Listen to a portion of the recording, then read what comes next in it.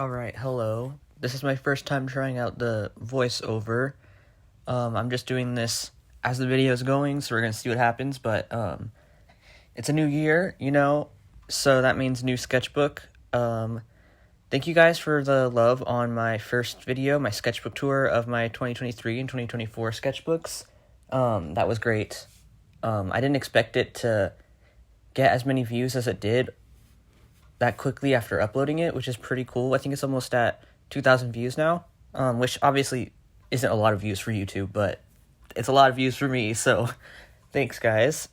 I didn't end up finishing those last pages in that last sketchbook that I showed in the video. I decided to just wait until the new year, and I got my new sketchbook out. This one's, the... Crap, I forgot what it's called. You see it in the video. It's like handbook journal. That's what it is. This is me pulling out some stickers to decorate the cover, because I always like to decorate my sketchbook covers. Usually I like to put a couple on and then just put stickers on as I collect them as I'm out and about with my sketchbook, but because I was in my last sketchbook for so long,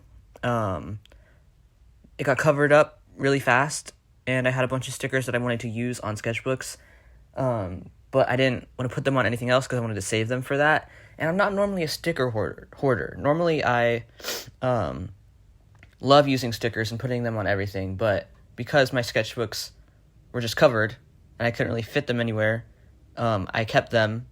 So I ended up covering the sketchbook a lot more than I normally would because I had so many stickers lying around that I was waiting to use specifically for a sketchbook. I'll shout out some of the stickers that you'll see. This one right here and the Rocky Horror one are from someone on Instagram called Small Dweeb. They have really cool stickers and really cool stuff. They make a lot of stuff about movies and stuff, which is cool. The Zia Records one, that's from a record store.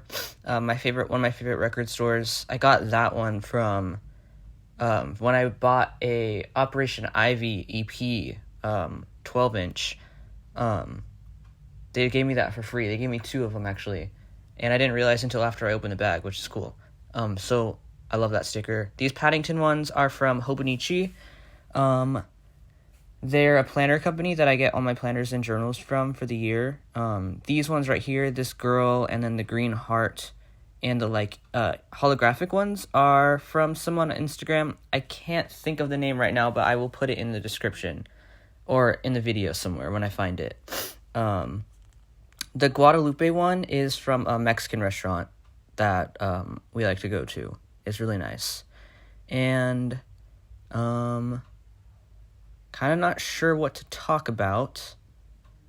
This voiceover is just going live as I'm watching this. Oh, here we go. This T-Rex. I've been saving this T-Rex for so long because I love this sticker so much. And I wanted to put it on somewhere cool, on something that I would see a lot. I ended up having to put it on the back because that's the only place where it had room, but I found a place for it, which is cool. Those are just from Target. And then these random star stickers that I put on everything are also from Target, I think. I don't know where those hearts are from. Probably Michael's or something. I've had those ones for years. So I think that's me done with covering up the cover. And I think I'm going to start drawing. This is me breaking the spine, breaking it in. I do that with every sketchbook just because they're really stiff when you first get them. So I like to make it so they lay flat easier. I started off with the cover. I was going to do something completely different, but I decided to abandon this pretty quickly. You'll see me just writing the date, the year and stuff. I started sketching this, and I was like, ugh, no, this is bad. This is not what I want. This is not interesting enough. So I stopped recording a little bit, and then I cut to me working on a bigger cover. I didn't record me sketching this, and I only recorded a little bit of this also because the lighting is so bad in this video, guys. I'm so sorry. I have this desk lamp that I was using to add more lighting, but the desk lamp is on the left side of my desk, and I'm left-handed, so my hand just casts a shadow the entire time, and I can't put it on the right side of my desk because there's no outlet on that side that will reach well enough for me to actually put my lamp on the right side of my desk, so it has to be at the left side. and it's annoying because it casts so much shadow when I'm trying to get extra light in my room when it's like dark out. But you'll just have to deal with it for this video, guys. I'm sorry. I decided to record this at like 11 p.m. last night. But as you can see, I decided to do a 2-spread cover first page with 2025 sketchbook, and I'm using mixture of Posca pens and then the Grabby acrylic paint brush pens. I mostly use Posca pens for this, obviously, and also the sketch is just my persona character. It's basically just me as a ringtail. Like, it's has my haircut, has my outfits. It's just a ringtail cat. But I'm just filling this in. This orange marker was like drying out. I don't know. My Posca pens, I can never tell if they're actually drying out or I just don't use them often enough. I also kind of abuse my Posca pens, guys. Don't use them the way I use them. I push down really hard to get more ink to come out, and I also just use them on materials that you really shouldn't be using them on, so I've ruined the nibs. This sketchbook is really nice, but the paper was crumbling a lot because of how much I was trying to fill this, and like as you can see here, it was like I was trying really hard to get more ink to come out, and it was drying out. Also, I'm not ambidextrous, guys. You might have seen me using my right hand a little bit.